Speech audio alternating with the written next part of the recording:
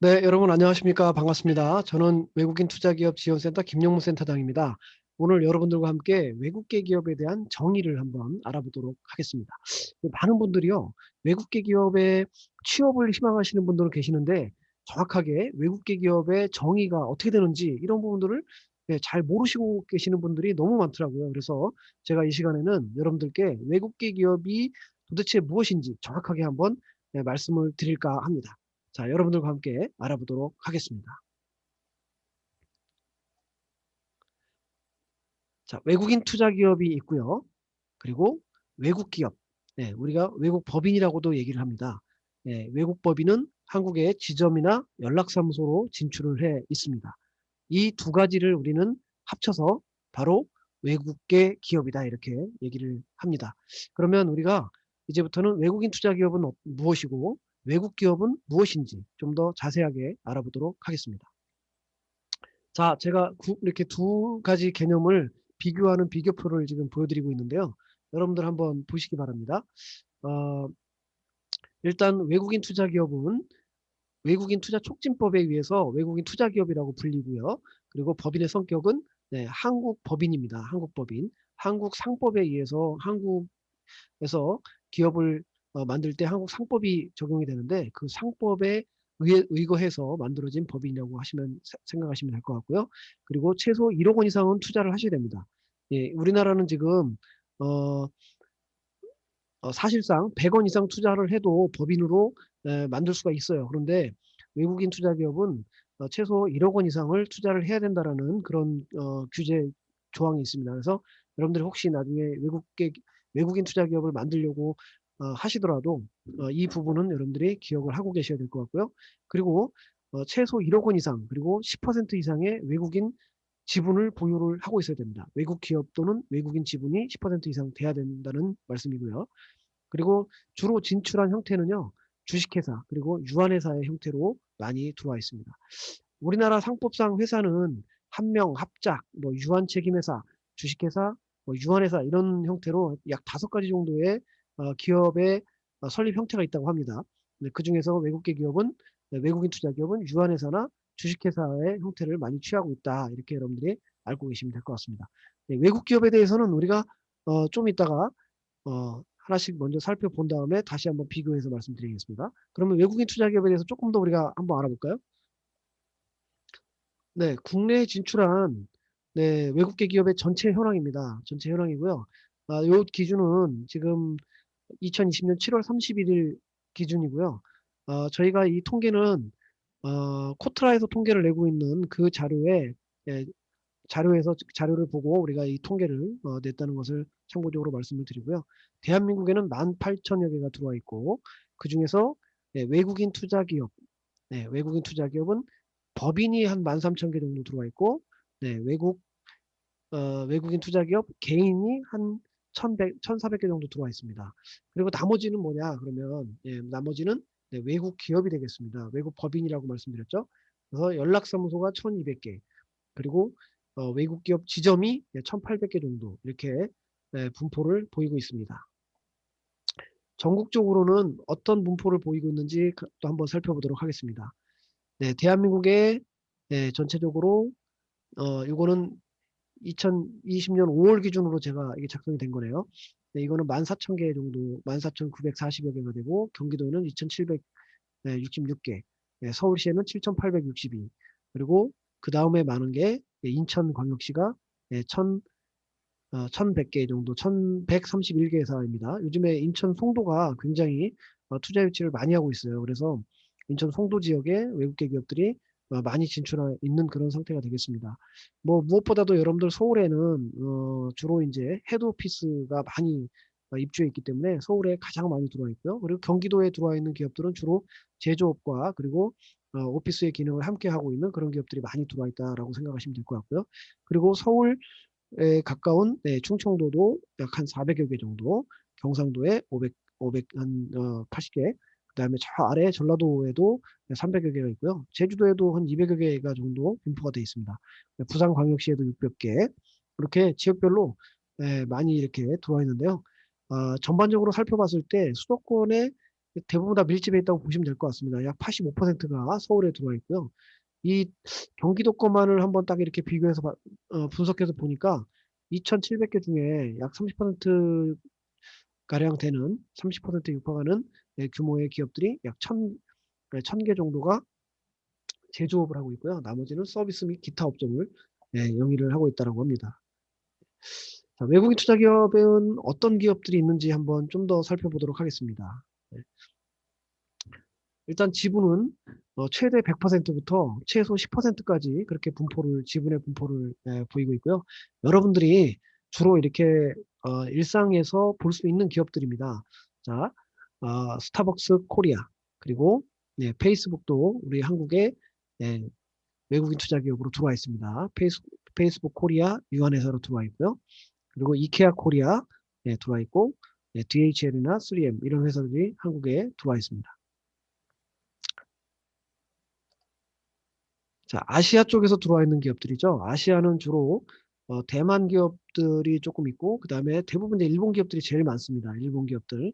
그 다음에 이제 뭐 싱가포르나 홍콩 이런 기업들이 있긴 한데, 자금이 들어온 출처를 보면 홍콩이나 싱가포르로 통해서 들어온 기업들이 좀 있지만, 주로 실제로 투자하는 기업은 일본 기업들이 아시아 쪽에서는 제일 많고요. 그리고 사실 요즘에는 중국에서도 굉장히 많이 들어오고 있습니다. 그러나 이런 어, 규모 있는 제조업을 하거나 법인의 형태라기보다도요, 개인 사업자로 많이 지금 진출을 해 있는 그런 상황이 되겠습니다. 유럽계는 여러분들 한번 살펴볼까요? 유럽계? 네, 유럽의 기업들 어떤 게 들어와 있을까요? 자동차 기업들, 자동차에 관련된 굉장히 큰 기업이죠. ABB 코리아. 그 다음에 반도체에서는 ASML 코리아, 그리고 자동차 부속의 세계 1위라고 해도 과언이 아닌 보시 코리아가 들어와 있고, 그리고 뭐 의료기기 하면 여러분들 잘 알고 있는 독일의 지멘스, 뭐 이런 회사들이 들어와 있습니다. 스포츠도 이렇게 스포츠 의류 쪽도 이렇게 푸마 코리아가 들어와 있는 상황이고요. 북미 쪽 기업을 한번 살펴보겠습니다. 북미는 캐나다, 그리고 미국, 미국 전역과 캐나다, 그리고 원래 멕시코까지 포함을 하고 있는데요. 사실 멕시코 쪽에서 거의 들어온 기업은 없고, 미국 기업하고 캐나다 기업을 주로 우리가 북미 기업이라고 얘기를 하겠습니다. 한번 보시면요. 일단 페이스북 코리아 들어와 있고, 그다음에 P&G, 3M, 여러분들이 잘 아시는 코스트코가 들어와 있고요. 그리고 우리 가정에서 많이 사용하고 있는 아메이 제품 이런 거 많이 사용하고 있죠. 북미에서 진출해 있는 기업이라고 보시면 될 것 같습니다.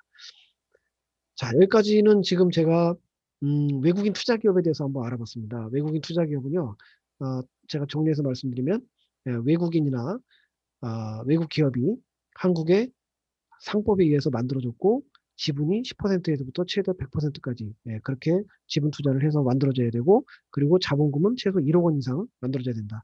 이 외국인 투자 기업은 한국 상법에 의해서 만들어졌고, 주식회사나 유한회사 형태로 많이 들어와 있다라는 것을 말씀을 드렸습니다. 그리고 지금부터는 이제 외국 기업, 우리가 외국 법인이라고도 합니다. 그래서 외국 법인은 지점과 연락사무소의 형태로 많이 들어와 있다, 이렇게 말씀을 드렸는데요. 그 내용을 한번 살펴보도록 하겠습니다. 제가 이제 지금까지 말씀드렸던 거는 외국인 투자 기업에 대해서 말씀을 드렸고요. 그러면 지금부터는 이제 외국 기업, 외국 법인에 대해서 한번 말씀을 드릴까 합니다. 일단 외국 기업은 지점과 연락사무소 크게 두 가지로 이렇게 나눈다라고 보시면 될 것 같고요. 이 관련 법률을 보시면 외국인 투자 기업은 외국인 투자 촉진법에 법을 적용받고, 그리고 외국 기업은 외국한 거래법을 적용을 받습니다. 그리고 법인의 형태는 외국 투자 기업은 한국 법인이었고 한국 상법위에서 만들어졌고요. 그리고 외국 법인은 그 나라 만들어져 있는 태어난 그 나라의 법률을 적용받아서 만들어진 법인이라고 생각하시면 될 것 같고, 외국인 투자 기업은 자본금이 1억 원 이상, 그리고 지분이 10% 이상 이런 규정이 있지만, 외국 법인은 투자 금액은 제한이 없습니다. 그리고 기업 형태는 외국인 투자 기업은 주식회사와 유한회사, 그리고 외국 기업은 외국 기업명 그대로 사용하고 있다는 것을 말씀을 드리고요. 그 다음에 이제 연락사무소가 있어요. 연락사무소는 말 그대로 업무 연락과 시장조사, 연구개발, 비영업적 기능만 수행하는 그런 사무소가 되겠습니다. 아마 이제 이렇게 작은 규모니까 인원이 많지는 않겠죠. 소규모로 운영이 되고 있을 것이고요. 그리고 제조나 판매는 할 수 없다라는 것이 이제 법률적으로 규정이 되어 있습니다. 이제 여기까지 개념적인 부분을 한번 살펴봤고요. 그러면 외국 법인은 어떤 것들이 있는지 한번 같이 한번 살펴보도록 하겠습니다. 일단은 은행인데요. 이거는 뭐 지방 쪽에는 많이 진출해 있지 않고요. 주로 서울 쪽이나 뭐 인천 이쪽에 많이 좀 포진해 있는 은행들이라고 생각하시면 될 것 같습니다. 예, 독일에서 진출한 도이치뱅크, 그다음에 미국에서 진출한 어 뱅크 오브 아메리카, 그다음에 모건 스탠리, 그다음에 시티뱅크 뭐 이런 것들이 미국에서 진출해 있고요. 그리고 요즘에는 뭐 중국에서도 들어온 기업도 있고 일본 기업들도 사실 들어와 있는 그 은행이 있습니다. 근데 제가 여러분들 그냥 알기 쉬운 쉽게 여러분들 이해하기 쉽게 제가 몇 가지만 이렇게 준비를 해본 상황이고요. 자, 그다음에 어 이런 명품 회사들, 예, 여러분들 굉장히 품질이 좋은 고가의 명품들을 만드는 그런 회사들이 한국에 지점 형태로 들어와 있습니다. 이게 지금 메드 인 이태리 이렇게 해 가지고 만들어서 파니까 굉장히 많은 사람들이 고가임에도 불구하고 퀄리티도 있고 그리고 브랜드 네임 밸류도 있기 때문에 사람들이 이걸 많이 선호해서 사는데, 만약에 이것을 메드 인 코리아 이렇게 만약에 한다 그러면 '과연 어떨까?' 이런 생각이 듭니다. 그래서 한국의 제조 기업 형태로 들어오기는 좀 어렵고 아무래도, 예, 그 상표는 유지하고 있지만은 뭐 최종적으로 제조한 그 나라가 어딘지는 아마 거기에 생산국이 표시가 되잖아요. 그래서 아마 그런 부분들이 경쟁력이 없기 때문에, 그리고 또 인제 아직도 인제 한국에서 이런 그 짝퉁 이런 것들이 많이 인제 나오고 있기 때문에 좀 안전하지 못하죠. 그래서 그런 지적재산권 보호를 위하는 차원에서라도, 예, 제조 시설을 한국에 두지 않고 한국에서는 그냥 판매만 하고 있는 그런 판매법인으로 들어와 있다고 여러분들 보시면 될 것 같습니다. 네, 그리고 인제 마지막으로는 인제 뭐 굉장히 다양한 것들이 있긴 합니다. 그중에서 우리 인제 여러분들이 좀 이해하기 쉬운 것들만 제가 좀 뽑아 놨으니까, "아니 뭐 외국 기업이 이거밖에 없어."라고 그렇게 말씀하시는 분도 계실지 모르겠지만 그렇지는 않고요. 이 정도 여러분들이 보시면 '아, 대략 이런 거를 우리가 외국 기업이라고 하는구나.'라고 여러분들이 이해하실 수 있는 범위만 제가 몇 가지 예로 뽑아 놓은 것입니다. 인제 항공사들이 주로 인제, 예, 많이 인제 지점 형태로 들어와 있죠. 뭐 델타항공, 아메리칸 에어라인스, 그다음에 뭐 타이항공, 캐서이 패시픽, 예, 그다음에 일본 뭐, 예, 재팬 에어라인 뭐 이런 회사들뿐만 아니라 굉장히 많습니다. 거의 각국의 모든 항공사들이 한국에 지점 형태로 지금 들어와 있다라고 보시면 될 것 같습니다. 이런 기업들을 주로 우리가, 예, 지점이라고 얘기를 하죠. 그렇다면 이제 외국 법인이 지점 말고 또 뭐가 들어왔다고 했습니까? 바로 연락사무소라는 것이 들어와 있다고 했죠. 자, 연락사무소는 일반적으로 한국에서 제조나 판매를 할 수 없고요. 그리고 연구나 아니면 시장 조사 뭐 이런 부분들을 주로 인제 하러 들어온 가장 기본적인 시장 조사를 하러 들어온 그런 그 가장 외국인 투자와 외국계 기업이 한국에 진출하는 그 단계 중에 가장 기초적인 단계라고 생각하시면 될 것 같습니다. 그래서 사업자 등록상에는 이렇게 무슨 회사의 연락사무소 이렇게 뒤에 이렇게 연락사무소라고 다 그 풀네임이 써 있지만, 일반적으로 우리가 어 보통 우리가 인제 인터넷에서 검색을 하게 되면요. 연락사무소라는 말은 거의 나오지 않고 그냥 앞에 회사 이름만 이렇게 나오고 있습니다. 그래서 여러분들이 인제 규모가 인제 그렇게 크지는 않죠. 보통 인제 최초에 인제 외국 기업 또는 외국인과 이렇게 거래를 하다가 "너희들 제품을 쪼끔 한국에 가져와서 팔아보면 어떻겠냐." 이제 이런 제안을 인제 할 수 있겠죠. 이제 그다음에 인제 그렇게 제안을 하니까 그래. 그러면 시장 조사부터 먼저 한번 해 보자."라고 아마 말씀을 하셨을 거고, 그런 시장 조사를 이제 하는 데 있어서 어쨌든 베이스 캠프 같은 게 있어야 될 거 아니에요. 그러니까 연락사무소를 하나 두고요. 그리고 월급도 주면서 "우리 회사를 위해서 네가 시장 조사를 한번 해 줘."라고. 보통 인제 시장 조사를 하러 오신 분들은 물론 이제 외국 본사에서 나오신 분도 계시겠지만 대부분 한국에서 지금 현재 비즈니스를 하고 있는 분들이 연락사무소에서 이제 주로 일을 하고 계십니다. 그래서 이분들이 그 외국에서 만들어져 있는 물건들 그리고 제품들을 한국에 판매를 했을 때 '과연 경쟁력이 있을까?' 이런 부분들을 한번 살펴보는 것이죠. 그래서 인제 매번 인제 시장 조사한 거에 대해서 리포트를 해서 인제 본사로 보내면 그쪽으로 보내면 그쪽에서 그러면 일단 우리 어 투자기업 형태로 진출하기보다는 일단 판매를 먼저 한번 해 보자. 그래서 그다음에는 이제 지점 형태로 들어오는 거예요. 그래서 제일 먼저 연락사무소, 그다음에 두 번째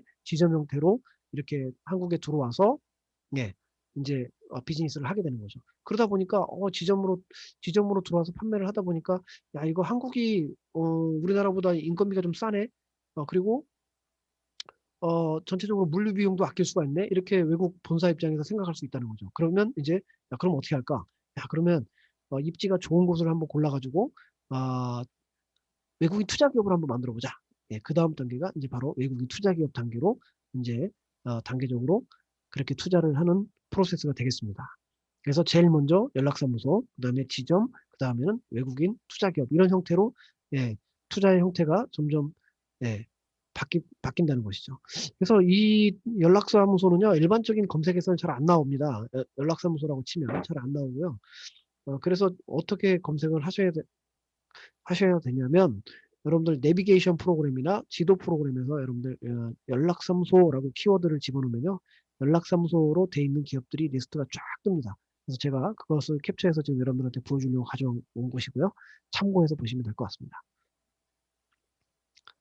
네. 오늘은 제가 여기까지 외국인 투자 기업 그다음에 외국 기업 외국 기업은 법인과 연락사무소로 들어와 있다라는 내용을 말씀드리면서 이것을 우리는 다 합쳐서 외국계 기업이다 이렇게 말씀을 합니다. 그래서 일반적으로 외국계 기업에 대한 정확한 정보를 여러분들이 개념을 정확하게 알고 계셔야 나중에 여러분들이 외국인 투자 기업으로 갈 거냐 아니면 외국 기업으로 갈 거냐 외국 기업 중에서도 연락사무소나 지점 형태의 이런 오피스로 여러분들이 취업을 할 것인지 이런 부분들을 여러분들이 명확하게 방향을 잡을 수 있다는 거죠.